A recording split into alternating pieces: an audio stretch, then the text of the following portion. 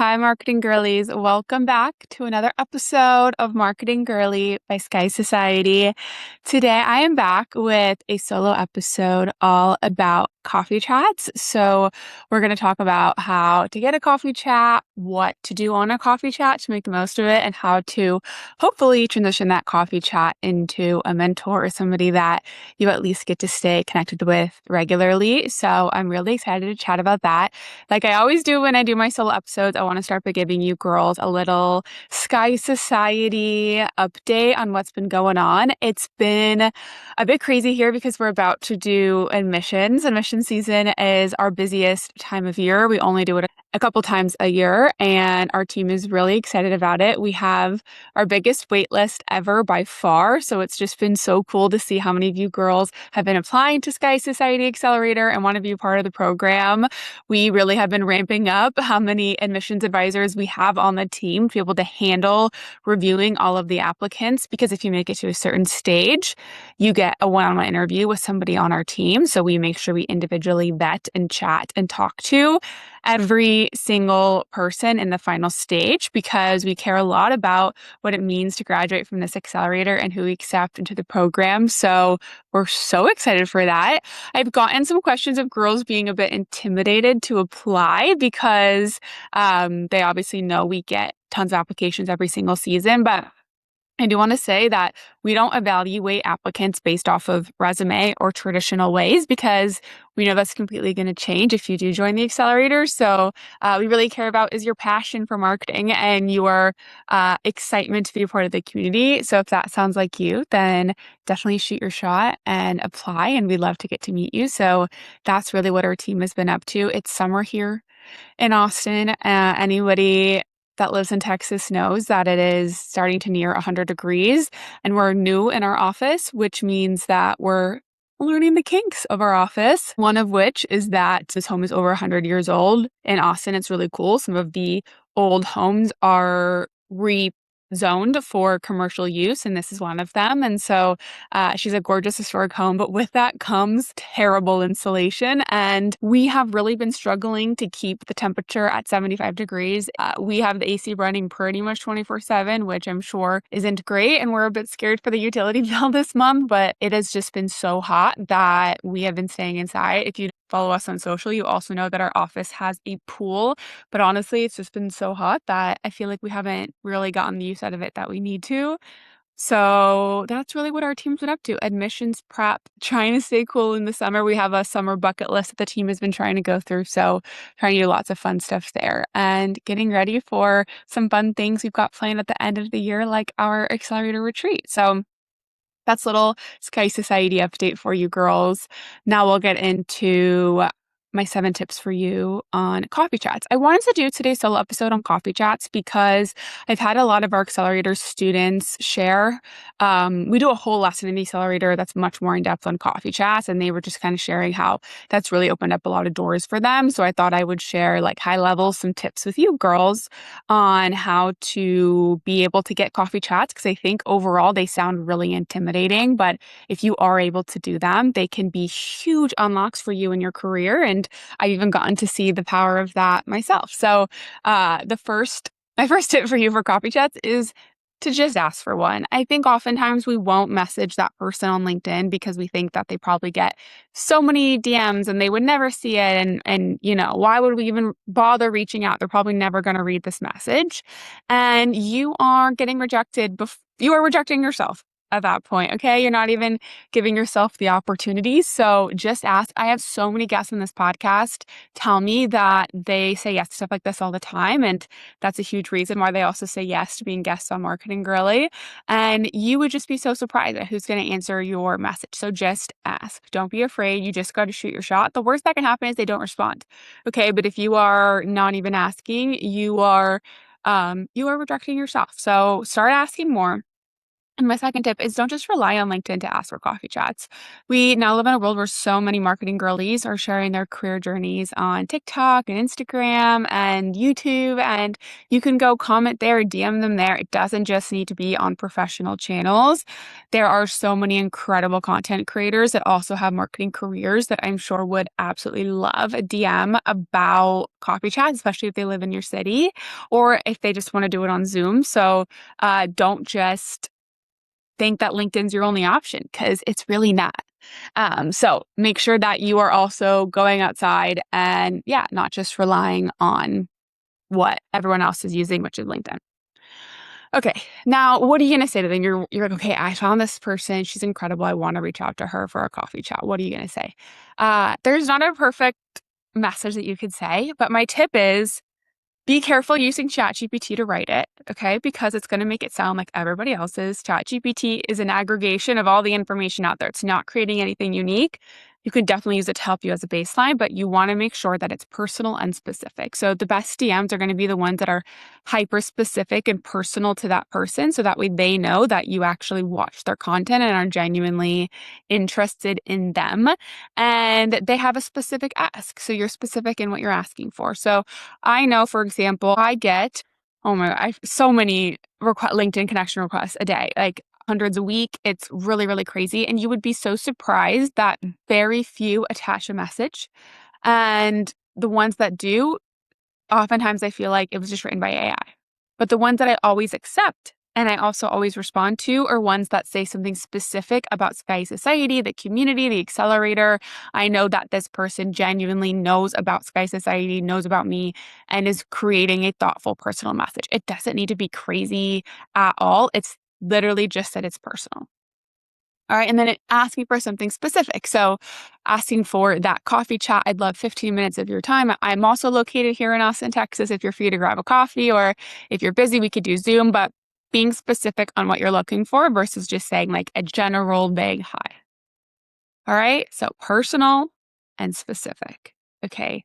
Nothing crazy. Don't need to reinvent the wheel, but those are going to really, really help you.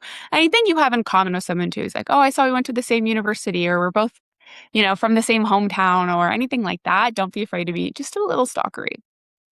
All right. My next tip number 3, is to take initiative in the planning.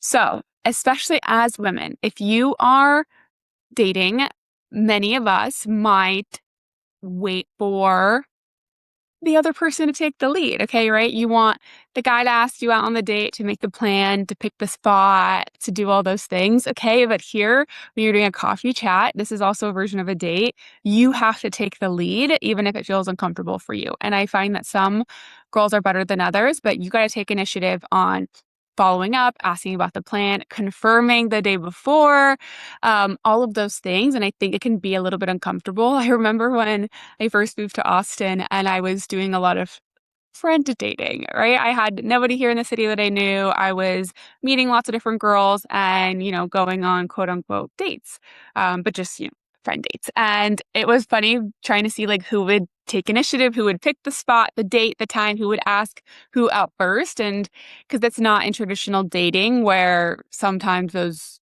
people fall into like more specific categories. When it comes to friends, when it comes to coffee chats, you have to take the initiative no matter what. Okay. Don't be afraid to take the lead in asking them for the coffee chat and confirming the day before and picking the time and picking the place. You making those decisions is going to make it a lot easier for the person who you're asking the coffee chat for to say yes. Same thing if you're being asked out on a date. If somebody says, okay, are you free at 7 p.m. on this day at this time? That makes it a lot easier than having to go back and forth a bajillion times. So take the initiative, girls. All right. Don't wait around for them to plan it, or don't just be like, whatever works best for you. Think about the same thing too. If you were going on a date, would you want the guy to just say, whatever works best for you, whatever, whatever, whatever, or would you want them to have an opinion? And the same goes here with your coffee chats. I want you to have an opinion. I want you to take the initiative and you to make the plan. All right, going to the next step, coming prepared. Now, by far, the number one feedback that I've gotten from mentors, because we have a mentor program in our accelerator, our Marketing Girly mentor program, where we have the most amazing women come in and host these career workshops for our accelerator students. Many of those mentors are also guests on this podcast, which is super special. And early on, we used to get feedback that when we would do, because for us, workshops vary. Sometimes we have specific topics that the mentors will cover. Sometimes mentors will go through like slide decks, but sometimes mentors will just host open Q&A. So you can just come and ask that mentor anything. And feedback that we got was that the girls didn't know what to ask. They didn't come prepared with a ton of questions. And so now we make this part of the process that before a workshop, you have to come prepared with questions to ask the mentor. But sometimes, again, going back to that initiative piece is that you get the coffee chat, you're so excited, you show up, and then you don't know what to ask them. And it is your responsibility to lead the conversation as well. Okay.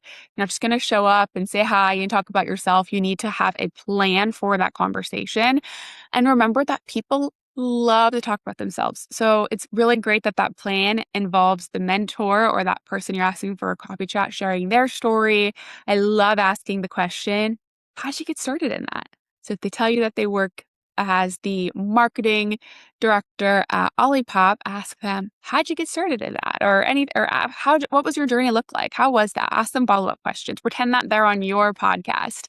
And really taking the lead initiative in the conversation is really, really going to help a lot and also help that mentor feel valued.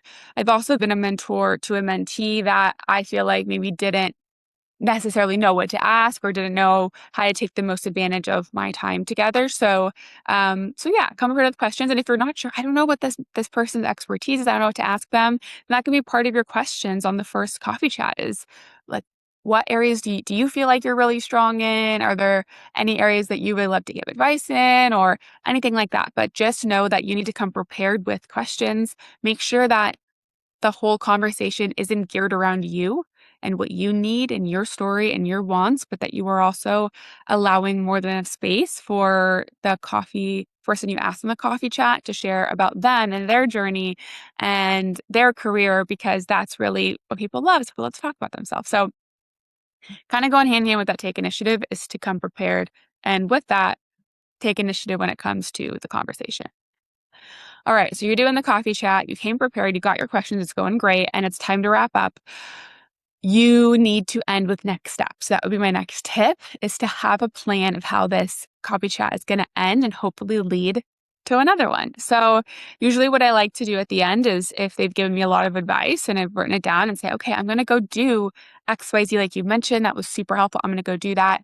Do you mind if I keep you updated with that? Are you okay if I update you with that? And sometimes they'll be like, oh my gosh, like, of course.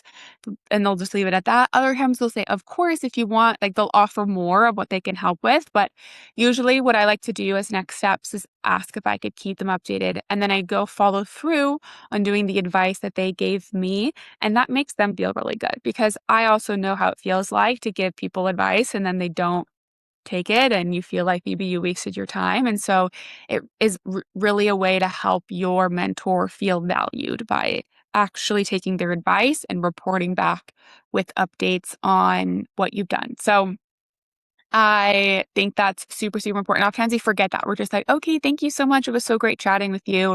And then you don't really have any plan for maintaining that relationship or building it beyond that first conversation. So that's really important. End with next steps. Be really clear with that.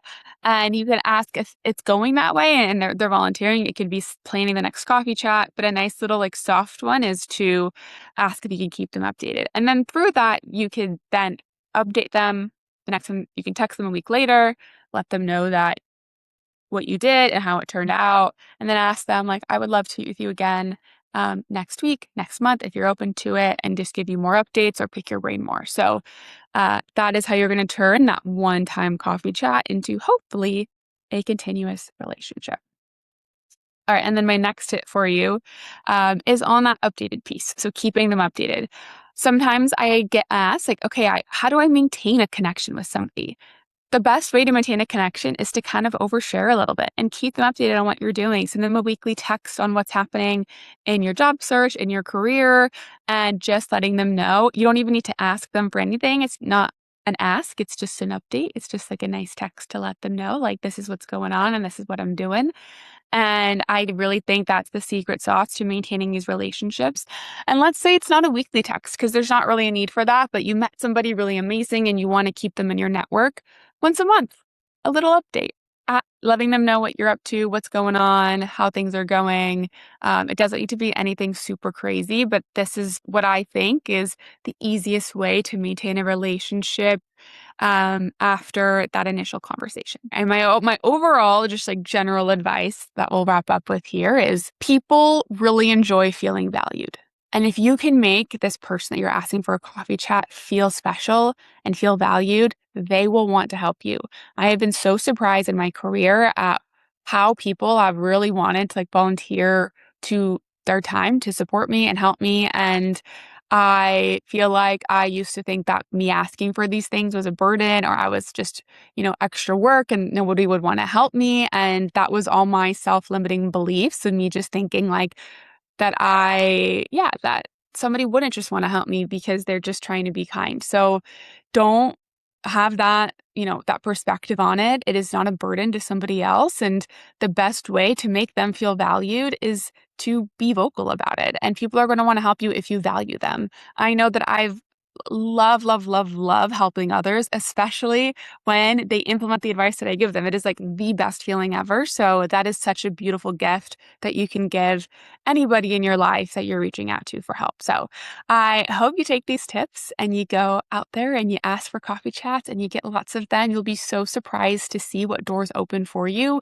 whether you're on the job search or not, whether you're on the job search and that coffee chat doesn't lead to a job, but it leads to a lifelong connection that'll lead to a job years down the line. You truly never know. And you're just out there creating your own opportunities and your own luck. So that will wrap up today's solo episode. It was so much fun getting to sit down and chat with you girls. I will be back next week with another incredible guest on Marketing Girly. Until then, if you're not already on the wait list for the accelerator, make sure you join so you don't miss the upcoming admissions season. We're so excited to meet all of you girls. And I think that's about it. If you are on the wait list, keep an eye on your texts and your emails for a link to book your admissions call. They usually fill up, so you want to make sure that you get that text right when it drops. But that's it for today. I hope you girls have an incredible week, an incredible summer, and I will see you back next week here on Marketing Girly.